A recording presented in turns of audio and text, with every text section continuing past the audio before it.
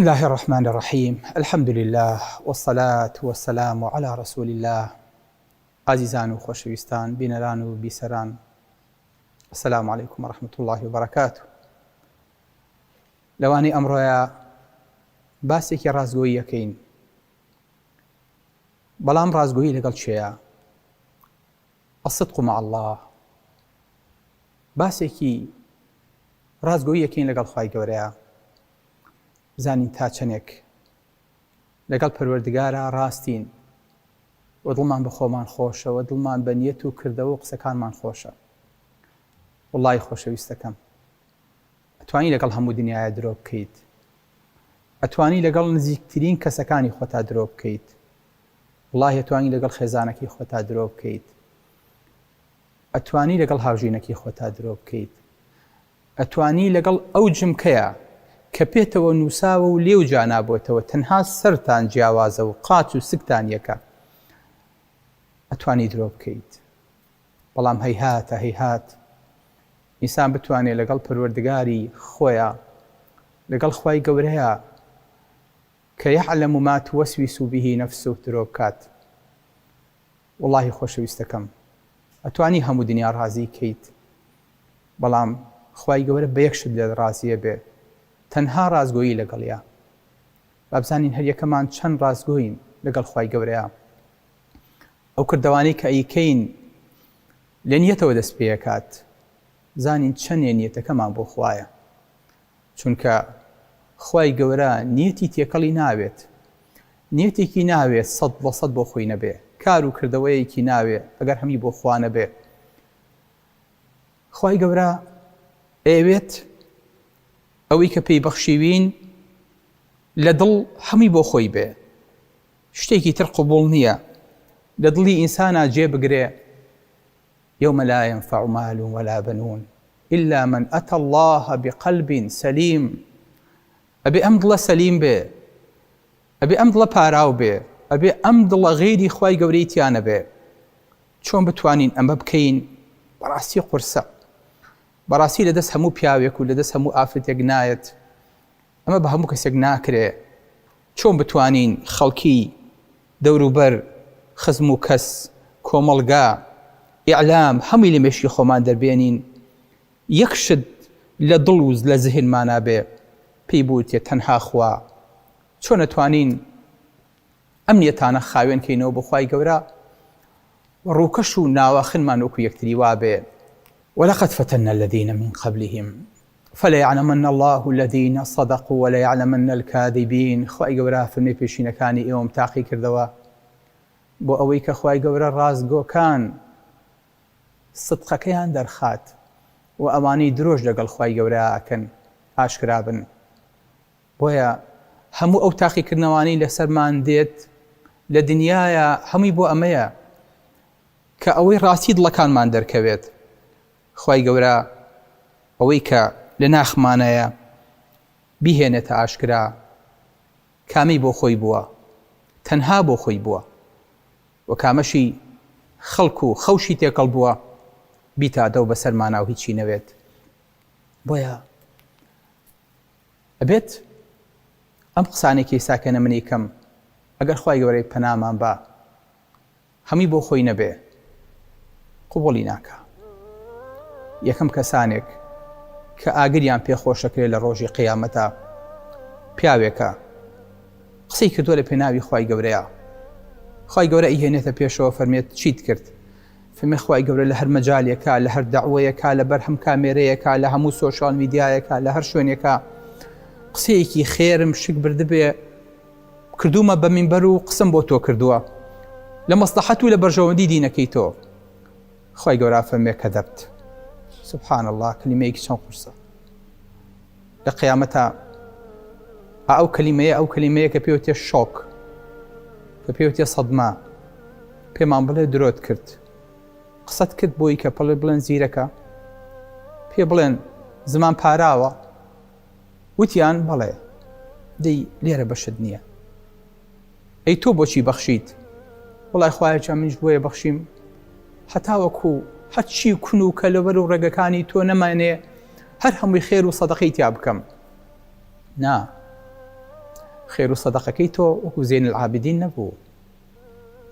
لە کاتێکا خەڵک کە ئەیان بینی ئەیان و زین العابدین بە حساب کچەزای پێغەمبەری خوایە صلی الله علیه وسلم، بەڵام بەخوا ڕەزیلە، هیچ نابەخشێ.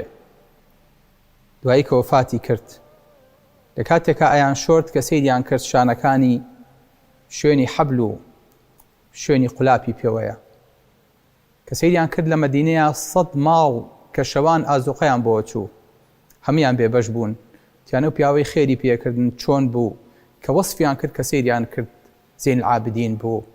ئیتر لە دوای ئەو شەوەوە کە زین العابدین دنیای بەجێهێشت، ئەوانی ڕزقیان بەڕاو، ئەوانیش بێخزمەت بوون. ئێمەش ئەڵێین خوایە وڵڵاهی هەرچیەکمان شک بر لە پێناوی تۆیە بەخشیمان تایە. خوای گەورە فەرمێ کەدەبت، درۆت کرد، بەخشیت پێ ئەو بۆ ئەوەی کە بڵێن بەخشندەیە. وتیان بەڵێ، وتیان کابرا لەسەر تەلەڤیزۆن ئەوەی تەبەڕوع کرد و ئەوەی بەخشی و ئەوەی دا بە خەڵکێکی فەقیر و ئەوەی دا بە ئاوارە و ئەوەی دا بە بەڵێ. وتیان بۆ ئەمەت کرد، کردەوەکەت پاداشتەکەی لە دنیاە وەرگرت. سێمیشان ئەڵێ بۆچی جەنگاییت؟ ئەڵێ خوای گەورە من شەڕم کرد لە پێناوی ئەوەی کە دینەکەی تۆ سەرکەوێت. خوای گەورە فەرمێت بەڵکو شەڕت کرد بۆ ئەوەی کە پێ بڵێن ئازایە. باش ئەم شانە چۆنە قسە لەگەڵ چیاکەیت؟ چێ هەڵە خەڵەتێنی؟ باز بۆ چیەکەیت؟ ئەوە خوایە، خوا ئەوە خاڵقی ئەرز و ئاسمانەکانە، ئەوە دروستکەری دڵەکەی تۆیە، ئەو خوتورەی هێشتا بە دڵیشدا نەهاتووە خوای زانێ، سەکەنە بە تەمای ئەمە نەزانێ. بەڵێ ئەها پێغەمبەری خوا صلی الله علیه وسلم جارێکیان کابرایەکی دەشتێکی هاو بۆ لای پێغەمبەری خوا لە جیهادا بوو، ئیمانی پێهێنا. پێغەمبەری خوا صلی الله علیه وسلم دایە دەست هەندێ لە هاوڕێکانی و فەرمی دەرزی پێ بڵێن و نەسیحەتی کەن، فێری دینی کەن. هەر ئەوەی پێچوو جیهاد دەستی پێکرد و ئەویش چوو لە پشتەوە، پشتی مسلمانانی گرت بۆی کە کەس زەفەریان پێ نەبا. دوای پێغەمبەری خوا صلی الله علیه وسلم دەستکەوتەکانی جەنگ بەشێکی بۆ دانا، تێمەش بن بەو پیاوە دەشتەکی کە تازە مسلمان بووە. دایانێ و تێوە چییە؟ تێ وەڵا پێغەمبەری خوا صلی الله علیه وسلم بۆی ناردوویت و تۆشی جا نەکردوێتەوە. سبحان الله، بەلایەوە سیر بوو. فەرمی ما على هذا اتبعتك أي محمد، خۆ من بۆ ئەمە دواو نەکەوتم، ولكني اتبعتك على أن أرمي إلى هاهنا. شوێنت کەوتوم کە یەک تیر بیدا ئەلێرە. سبحان الله، تیرەکەی خۆی گر بەدەستێ و خستە سەر ئێرەی گردنی. وأشار إلى حلقه بسهم فأموت فأدخل الجنة. سەختترین مردن ئەم مردنەیە، چکە بۆ هەرچی ئەندامی حساسە لە بینی مێشک و دڵە ئەلێرانەیە. ئەمە بۆری هەناسەیە، ئەمە بۆری دەنگە، ئەمە شاخوێنبەرەکانە، ئەمە شاخوێنهێنەرەکانە، ئەمە دەمارە، ئەمە فەقەراتە، ئەمە تیرێک با ئەلێرە. شەهید ببم و بچمە باشتەوە. من دەستکەوتم بۆ چییە؟ پێغەمبەری خوا صلی الله علیه و سلم فەرمی ئین تەصدق الله یەصدقک. ئەگەر ڕاستکەی لەگەڵ خوای گەورەیە، خوای گەورە ڕاست دەهێنێتە ڕێت. الله، هەر ئەوەی پێچوو جەنگ دەستی پێکردەوە، شەڕ تەواو بوو، کابرایان هێنایە بەردەستی پێغەمبەری خوا صلی الله علیه و سلم. پێغەمبەری خوا صلی الله علیه و سلم زۆری پێسەیر بوو، فەرمووی ئەهوە هوە، خۆیەتی؟ تیان بەڵێ هوە.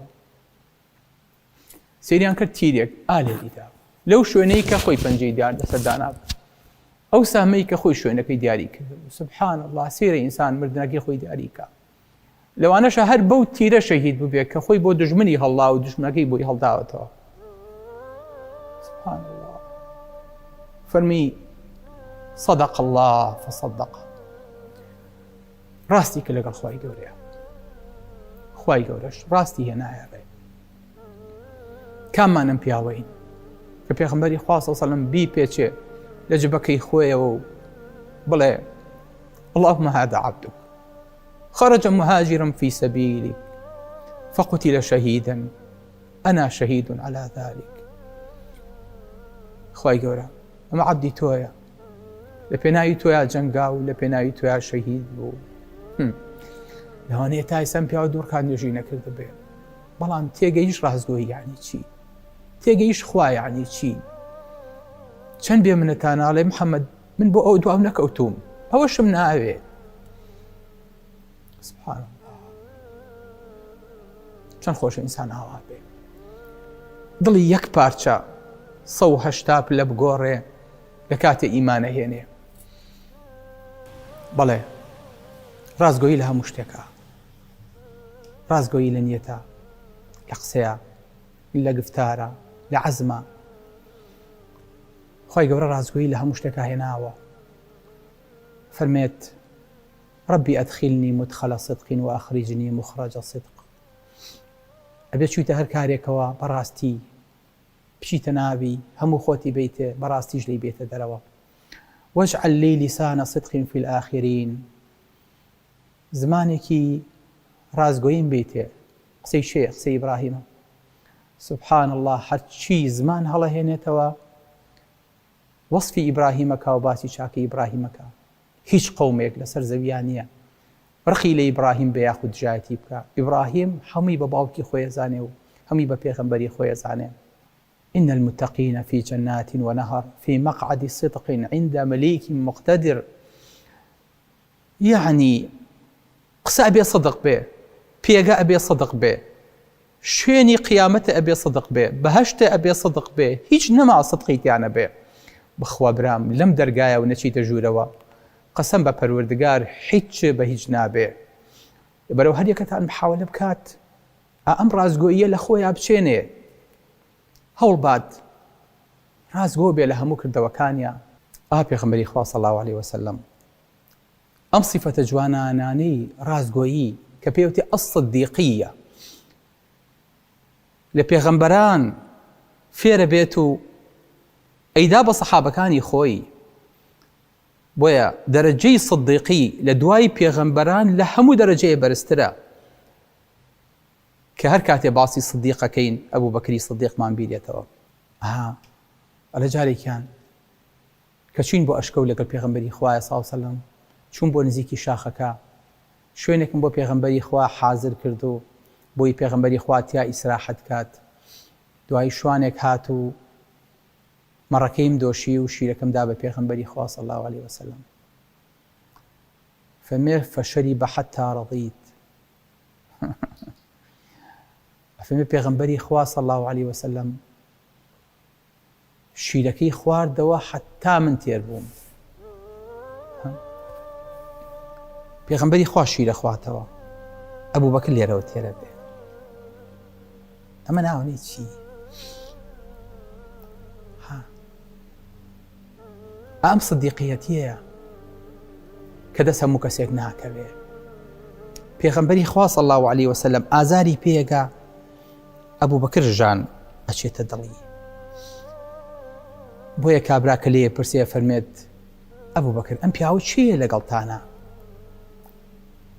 چکە هەڵێ پێغەمبەری خوا گەنج دەرەکەوت، ئەبوو بەکر پیاوێکی پیر دەرەکەوت کە تیجارەتێک کرد و خەڵکی ناسی.